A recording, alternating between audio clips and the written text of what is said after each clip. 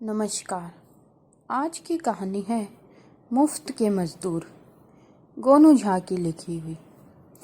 कहानी को कृपया पूरा पढ़ें और हमारे चैनल को लाइक करें, शेयर करें और ज़्यादा से ज़्यादा सब्सक्राइब करें। एक विरोधी दल का नेता जिसका नाम घुरिया था, असल में वह चोर उचक्कों की प्रवृत्ति का था। मेहनत से जी चुराने वाले घुरिया ने गांव के 8-10 आदमियों को अपने साथ इस गलत राह पर डाल दिया था। कई प्रकार की बुरी आदतों का शिकार यह दल चोरी करने में बड़ा ही प्रवीण था। एक बार गांव में बरसात न हुई तो खेती का काम ढीला पड़ गया। लोग भगवान से मन्नत मांग रहे थे कि बरसात हो। आखिर बरसात हुई और जमकर हुई। अब तो किसान खेतों में जुट गए। एक साथ सबका काम शुरू हुआ तो मजदूरों का अकाल सा पड़ गया। मजदूरों ने भी मौका जानकर मजदूरी बढ़ा दी। गोनू झा को भी अपने खेत की खुदाई करानी थी ताकि बीज बोया जा सके, पर मजदूर तो ढूंढे न मिलते थे। जो मिलते थे वह इतना अधिक मांगते कि चुप रह जाना पड़ता। गोनू झा भी परेशान थे कि कैसे खेत की खुदाई हो। जमीन में अभी तो नमी थी, नमी जाने के बाद तो मुश्किल और बढ़ जाएगी। आखिर उन्होंने दिमाग इस्तेमाल करने का विचार किया और जल्दी से अपने मित्र मिश्रा के पास पहुंचे। आओ गोनू झा, मिश्रा जी बड़े प्रसन्न हुए। कैसे याद आ गई? आवश्यकता आ पड़ी, नहीं तो बिना आवश्यकता के कौन कहाँ जाता है। खेत खोदने को मजदूर नहीं मिल रहे। गोनू झा बोले, अब भाई हमसे तो कुदाल चलाई नहीं जाएगी, वरना हम जरूर चलते। आप बस एक छोटा सा काम कर दीजिए, आदेश करो। बस एक अफवाह फैला दीजिए कि गोनू झा की कुंडली के अनुसार उसे शीघ्र ही कोई गड़ा हुआ खजाना मिलने वाला है। उससे क्या होगा? बस फिर सब कुछ हो जाएगा। आपकी इतनी कृपा से ही सब सिद्ध हो जाएगा। यह तो मेरे बाएं हाथ का खेल है। गोनू झा धन्यवाद देकर अपने घर लौट आए।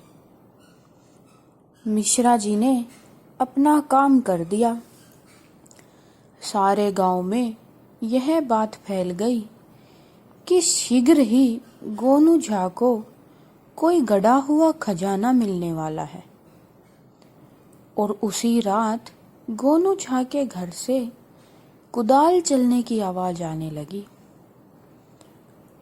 चोरों के मुखिया घुरिया ने भी यह अफवाह सुन ली थी। वह अपनी उत्कंठा न रोक पाया।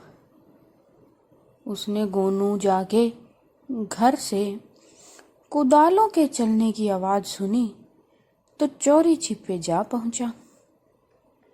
वह देखना चाहता था कि गोनू झा के घर में खजाना मिलता है या नहीं। वह वहीं छुपा हुआ था। आधी रात तक कुदाल चलने की आवाज आई, फिर बंद हो गई। आप क्या कर रहे हैं? गोनू झा की पत्नी की आवाज आई। खजाना ढूंढ रहा हूं। सारा घर खोद लिया पर कुछ नहीं मिला।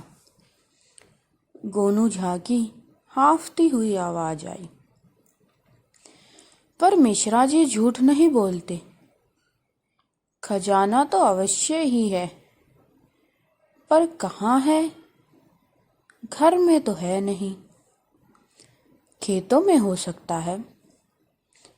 ये बात, अब आई बात समझ में। मेरी माँ कहती भी थी कि हमारे खेत सोने की खान है। अब कल से वहीं 20 मजदूर लगाता हूँ। देख लेना, जल्दी ही खजाना हमारे हाथ लग जाएगा।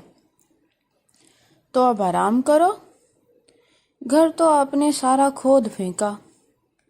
ठीक, सवेरे से काम शुरू करता हूँ। घुरिया चोर समझ गया कि गोनू झा थक जाने के कारण खेत अभी नहीं खोद पा रहा, वरना खजाना आज ही निकालने को आतुर था। आधी रात हो रही थी। घुरिया सीधा अपने मित्रों के पास पहुंचा और उन्हें जगाया। आज बड़े माल की खबर है और तुम सो रहे हो, घुरिया बोला। क्या खबर है? गोनू झा खजाना खोद रहा है, मिश्रा जी ने बताया है। झूठ तो है नहीं। गोनू झा बहुत चतुर आदमी है।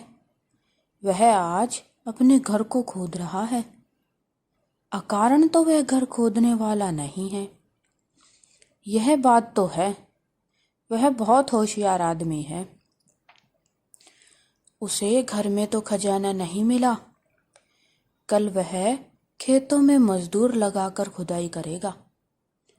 उसकी माँ संकेत करके भी गई है कि खजाना उसके खेत में ही है। घुरिया ने कहा, गुरु, फिर तो मजा आ जाएगा। गोनू झा खजाना अपने घर लाएगा और हम किसी रात उड़ा लेंगे। मूर्ख हुआ है, घुरिया बोला। हमें खजाना आज ही हड़पना होगा। आज? आज कहाँ मिला है गोनू झा को? अबे, अपने अपने घर से कुदाल लेकर आओ, मेरे साथ चलो। अभी 1 पहर रात है। हम 8 लोग हैं। जब तक गोनू झा जागकर खेत पर पहुंचेगा तब तक तो हम माल बटोर लेंगे। यह तो अच्छा रहेगा गुरु। चोर मंडली हर्षित हो उठी। सुबह गोनू झा का चेहरा देखने लायक होगा। और तत्काल चोर मंडली अपने अपने घर से कुदाल लेकर आ गई और पहुंच गई गोनू झा के खेतों पर। उसके चेले खुदाई कर रहे थे। तू यहाँ खोद और यहाँ खोद, घुरिया कह रहा था। उस्ताद, तुम भी तो कुछ करो। खजाना मिलते ही सबसे पहले आगे दौड़ोगे, एक दोस्त ने कहा। घुरिया ने भी कुदाल संभाली और जुट गया। पौ फटने तक गोनू झा का सारा खेत खुदा पड़ा था।